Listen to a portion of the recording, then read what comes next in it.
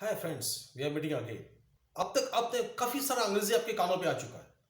आपने अंग्रेजी बोलने का प्रयास भी किया होगा और प्रयास नहीं किया हो तो कृपया प्रयास कीजिए। अंग्रेजी आपको सीखना है तो जो सेंटेंसेस मैंने बोले उसे रिपीट कीजिएगा।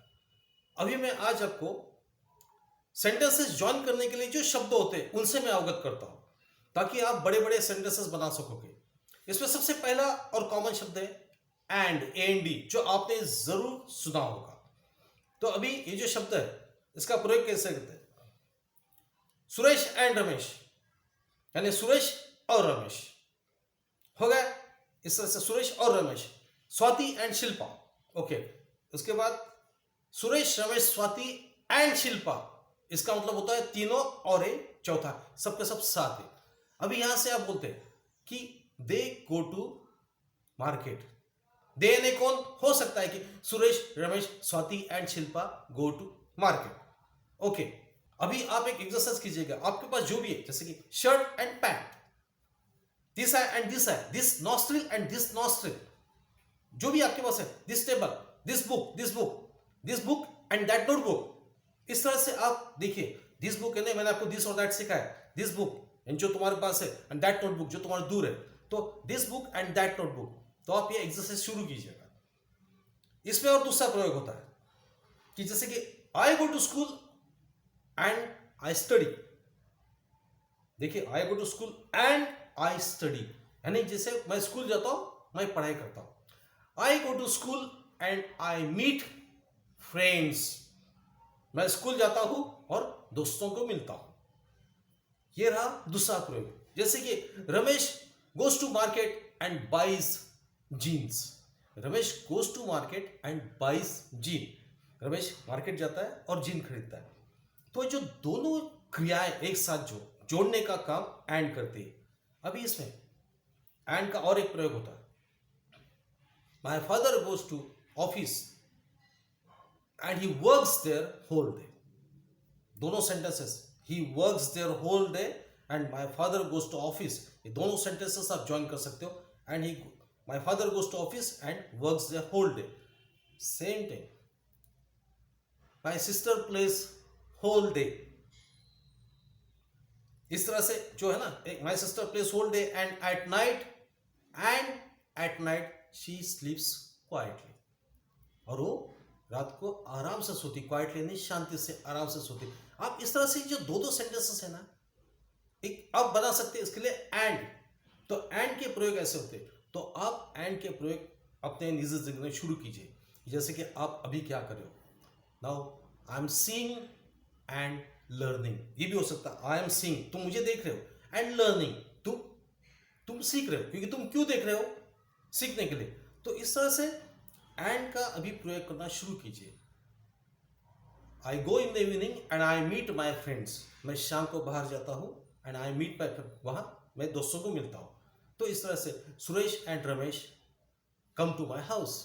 सुरेश और रमेश मेरे घर है, आपके घर कोई ना कोई आते रहता है, जाते रहता है। तो ऐसे कोई तो कि my sister and my brother goes out, my sister and my brother goes out of the house. इस तरह से आप ये जो वाक्य रचना बनाना शुरू कर दीजिए। जो मैंने बोला है आप इसे फिर से बार बार हेडफोन से सुनिए और बोलने का प्रयास कीजिए। ये रहा एंड। अभी इसमें दूसरा एग्जैक्टली इसके अपोजिट, दैट इज और, ओ आर। और यानी अभी हमने एंड क्या देखा, ये और ये। अभी और क्या होता है, ये या ये। और कैसा होता, ये या ये। जैसे कि मोबाइल और कंप्यूटर, मोबाइल या तो मोबाइल या तो कंप्यूटर, आइदर दिस बुक या दिस बुक और दैट बुक, ये किताब या दैट वो किताब। वहां आइदर का मैंने शब्दों का प्रयोग अभी किया, लेकिन आइदर हम बाद में सीखेंगे। पहले और ये सीधा और सीखेंगे, या तो आइदर और नाइदर नॉर की जो वाक्य रचना है इसकी आपको फिलहाल इस समय कंफ्यूज हो जाएंगे, तो आप ये और पहले सीख लीजिएगा। तो जैसे कि फादर और मदर, पापा या मम्मा। अभी यहां सुरेश और रमेश गो टू मार्केट। देखिए, अब यह सुरेश और रमेश गोज टू मार्केट नहीं बोला मैंने, गो टू मार्केट, क्योंकि दोनों एक साथ है, दोनों का अपने रेफरेंस है। ये दो यानी ये दोनों एक अनेक वचन आ जाता है। तो सुरेश और रमेश गो टू मार्केट, यानी सुरेश या रमेश में से कोई तो भी एक मार्केट जाएगा। शिल्पा एंड और Swati will come home. Shilpa या स्वाति में से दोनों में से कोई भी एक घर आएगा, तो ये और का प्रयोग। अभी ना एंड की तरह है, बिल्कुल एग्जैक्टली ऑपोजिट। अभी और का और एक प्रयोग करेंगे। I go to school, I play और आई स्टडी।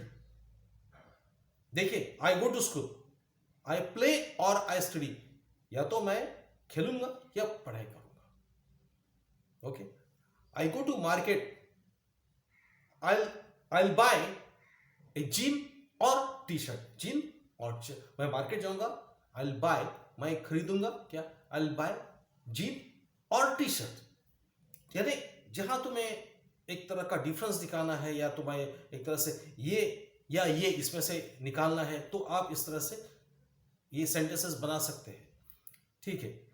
अभी यू टेक द वैक्सीन, अभी ये जो कोविड वैक्सीन चल, यू टेक द वैक्सीन और you will become ill. You देखिए दो sentence, you take the vaccine, तुम वैक्सीन ले लो, और यू विल बिकम, बिकम यानी होना, यू विल बिकम इल, या तुम सिक, तुम बीमार गिरो। इल, इल, सिक, ये दोनों शब्द होते हैं बीमारी के लिए।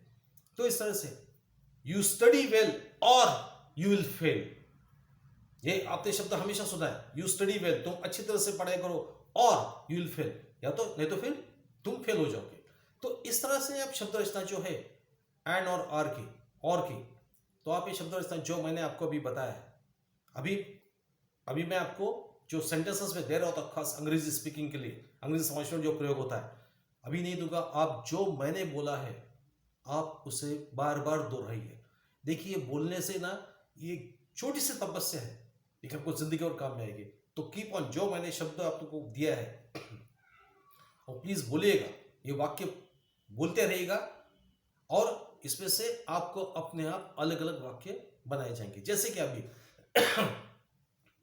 आप अपने इसमें देखिएगा, दिस बुक और दैट बुक, दिस नोटबुक या दैट नोटबुक, दिस मोबाइल या दैट मोबाइल।